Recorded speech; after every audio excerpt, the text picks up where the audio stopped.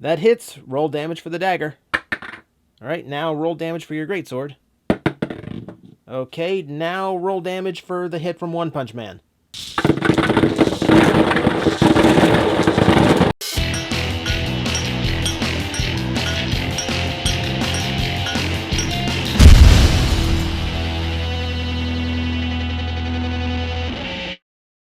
I put out a poll on Twitter to ask you guys, what do you want me to do for random on Friday? A Transformer, an X-Aid, a Q-Ranger, or something really random? You guys went really random. Doesn't get much more random out of me than a bag of Dungeons & Dragons dice.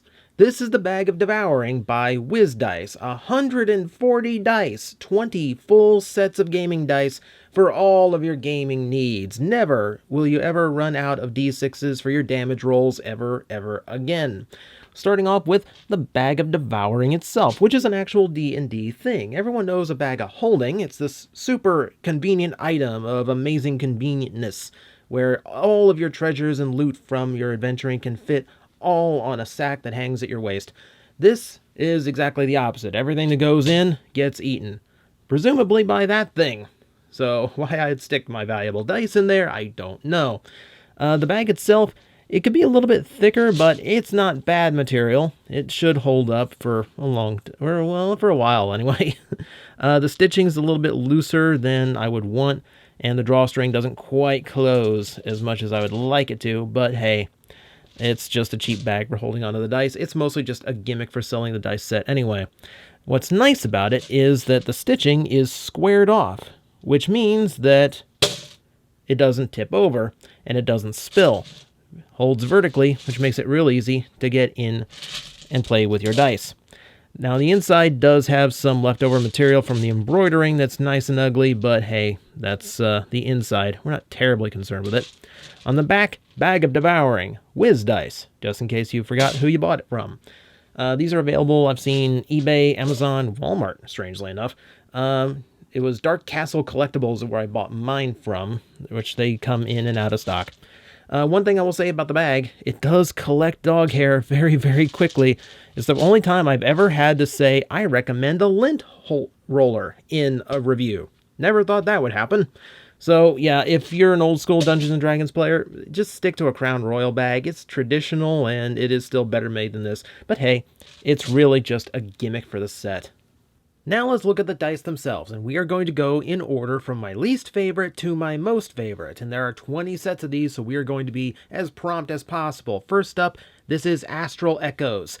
Never bring these dice to my table. I will end you. Why would you make white numbers on clear dice? I do not know. If you're a DM, these are fine. Personal use, fine. But nothing grinds a game to a halt faster than everyone having to stand up and lean over the table and see if you actually did roll that natural 20 you claim to. It's respectful to the other players to bring dice that they can easily read too. So these are disgusting. Oh, and they're even worse at number 19, Boiled Bile. They only get a little bit higher because they actually try to color. They actually try to color here, so that's an improvement. But you can see the pips on the other side of the die, which makes them even less legible than the clear dice, which is amazing that they accomplished that. So yeah, I'm not a fan of that at all. Likewise, here's King's Ransom. Now this gets a bump up because the color is interesting. Metallic yellow is hard to do because it always resembles gold, so you have that. But again, these aren't going to be the easiest dice to read when you have to look from the other side of the table. Again, DM, personal use, fine. Other players, no, not so much. Next up, we have Druskin, which is pretty basic. These are easier to read because it's smoke gray plastic with white pips. That means very legible. It also, unfortunately, means they are very dull. There's really nothing interesting about them, and compared to the other dice in this set, that's where you get the problem from. So, not so much there. Next up, getting into something a little bit more interesting, we have Royal Bubblegum. I'm not sure Bubblegum is in D&D, but hey, that's the name of it. Translucent pink with a lot of little spangles and sparkles inside, which is an interesting look. It's not really my preference. Like, I have nothing against pink. It's not that it's too girly of a dye to use. It's just I wouldn't roll dice like these. I don't know, it's a little too glam rock, I think. But hey, it's just a personal preference. Next up, we have Cloud Drop, which is, again, a very basic style of gem dye, but at least this time the color is interesting, with a very nice sky blue or bright teal to it. Easily legible, very nice color. It's just a little bit on the dull side compared to the rest of the sets, and you're going to start to see why here in a minute. So, yeah, those aren't too bad. You know, it's really those first three that are just like, hoo boy.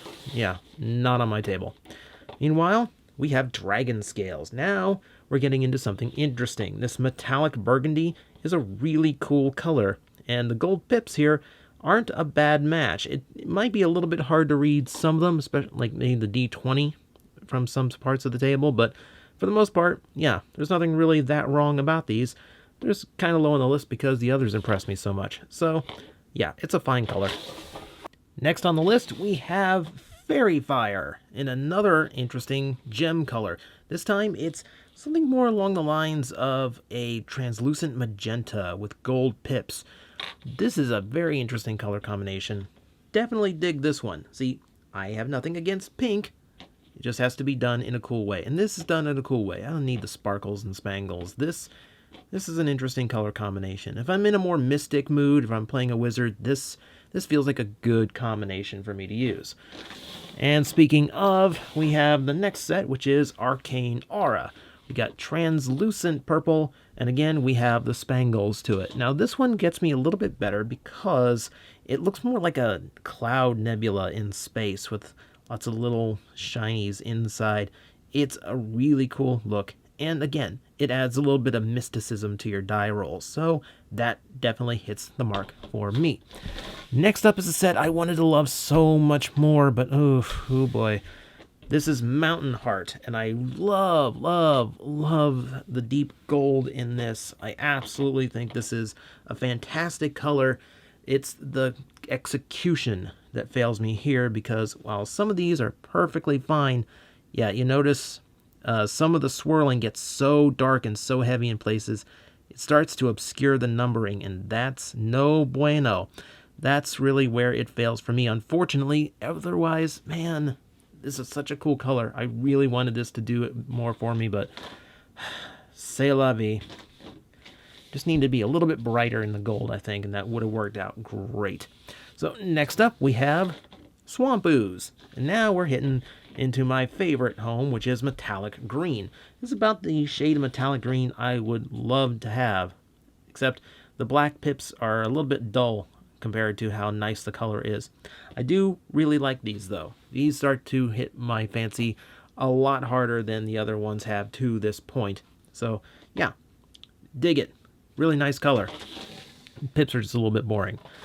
On the other hand, we have Philosopher's Stone, where we have a very heavy metallic swirl and very heavy metal flake in the material, and gold pips to accent. It's very appropriately named, I think. This is, again, a very mystic feel to it. Very nice set of dice. Again, very nice color, and I think the gold works really well here. And they're actually a little bit more legible than the previous ones. So there we go. Even though some of the colors do look a little bit similar, and we'll talk about that later. But yeah, I think that one stands out just enough. And next up, Stardust. Whew. So what do we have here? We have very dark gray translucent. I can't call it black translucent. You see a lot of little sparkles in there inside the material that you can see floating. Again, this looks kind of like a starscape. And the gold is perfect. Man, it pops so well. No qualms about reading here. That sparkle adds just a little bit of speciality to what is otherwise a plain set of black and gold dice. That's actually pretty nice as a change-up. Next up, and we're getting high on the list now, this is Diamond Dust. It's another translucent with sparkles, but unlike the space theme, it is very much a diamond theme this time, which looks exceptional. Now, the white is actually easier to see on these than I feared it would be, and the color is perfect for showing off the glitters. Of all the glittered ones in this set, this is easily my favorite. It's such a heavy glitter job. It's such an appropriate name. It looks quite cool. Really, really dig those. Next up after that, we have more green, because, man, there's a lot of green in here. This is Sylvan Spirits, and this is interesting because the promo image that I saw had the pips in white rather than gold. And it's actually a happy little mistake, because once upon a time I tried to paint myself up some emerald gem dice with gold numbering, and it didn't turn out too well. This is about exactly what I had imagined for that set. They are quite lovely, and I don't think I would like them as much as I do if they were in just plain old white. This works quite well for me. Next up, we are back to purple. There's a bunch of purple in this set too, but we're getting into some interesting colors. This is a Bissel Mist. Again, we've got metallics going on, we got gold going on. It's a very nice shade. It's, again, very vibrant, I think. It's very, very pops on the table. Well, especially if your table is black like mine. But it's a very cool set. Once again, very cool color combination, though, you know, purple and gold, not a really hard combination to get wrong here. Yeah, I don't know. It's just that right shade for the D&D fan in your life who's also a big fan of Prince. So, put those aside. Now that we're in the top 5, number 4 now. This is Jade Oil. And now, hey, it's more metallic green, but this time we have the gold pips that I like so much. The swirling metallics never get too heavy or too light to read the numbers. It's just riding that edge. I have never had a problem reading these, though, when I've tried them out. So, good on ya. It's about where I like my metallic green, too. It's a very, very nice shade. I think if it wasn't for some of the other ones coming up, these would be, like, in my top 3. Well, obviously. But, yeah, it's an extremely pretty set. Right up my alley. Now for one that surprised me. I like how much... I'm amazed at how much I liked this set, which I really didn't expect to. This is Dwarven Brandy, which is probably my favorite name out of the whole batch. So we have translucent orange, yellowish orange with, again, a lot of glitter speckles. And when they're not as obvious here. They're more along the lines of like heavy metal flaking.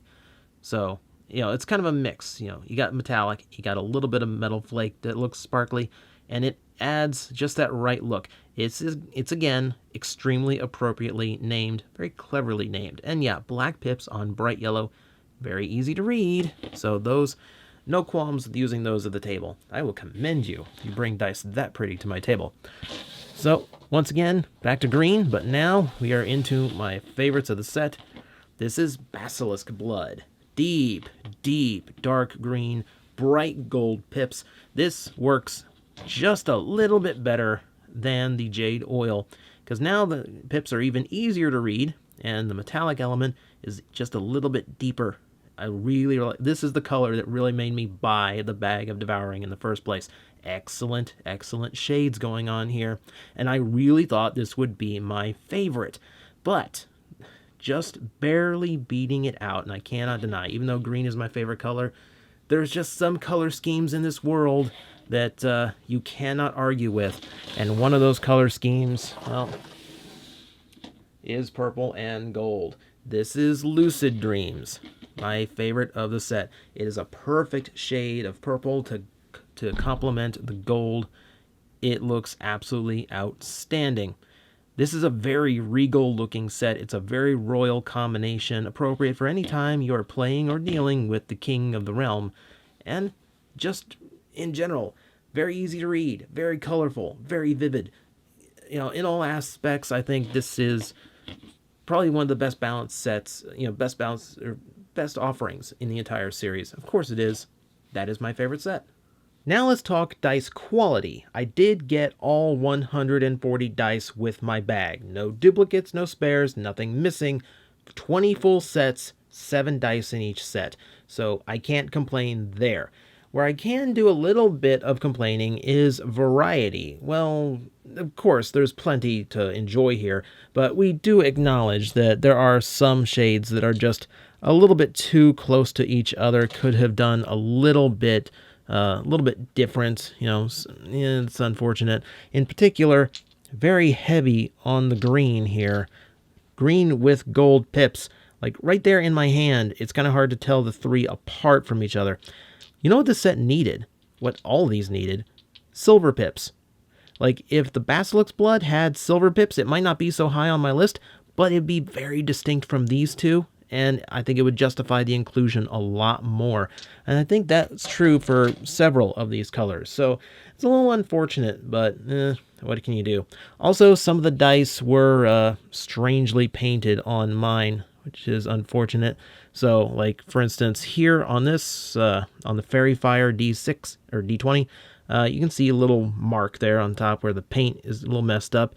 And especially over here, where is it? I need to find the 18. Where is the 18? There's the 8. Ooh, that didn't paint on well at all now, did it? So that's about as close as I've come to an imperfection on these. So I need a Q-tip and some very strong rubbing alcohol. Now, I also went the extra mile on this set, and I tested these for balance. And how do you do that? Water and sugar, because a lot of videos will tell you to use salt. You need to use hot water and sugar because more sugar will dissolve than salt, and it'll create a substance that actually lets these dice float. Now, my poor old D20, the one that I used in my first game of Dungeons & Dragons, as I long suspected, is horribly imbalanced. You can tell because it always floats to the same number every single time I bob it down in the solution. That's really unfortunate. I'm owed a lot of dice rolls. However, all of the ones I tested out of this bag seemed to float to random surfaces. It always came up a point, but it was always a different point on the die, which tells me it is properly balanced. You will get plenty of fair rolls out of these. I've also seen impact testing that shows that these will handle themselves way, way better than some of your commercial dice. So you'll have many years of good dice rolls out of these. If you're concerned about balance, get yourself a dice tower that counteracts some of the imbalance that some dice have, or you use translucent dice. The reason these tend to be imbalanced sometimes if they're made cheaply is because they have fillers, air bubbles, and they're improperly packed when produced, so one side's heavier than the others. In particular, if you own Chessex dice that are pre-2016, go get some sugar water, like right now. You need to do some testing. Overall, I really, really like this set.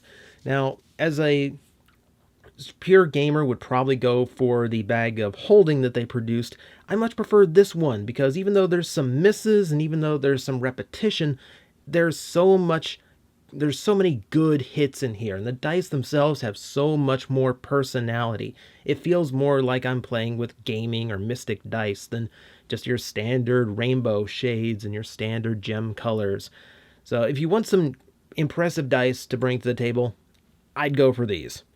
Now, I need a table to bring these to because I don't know anyone around here who plays, and all of my friends would probably just make me play the DM. No, I have a druid in mind I want to play so badly.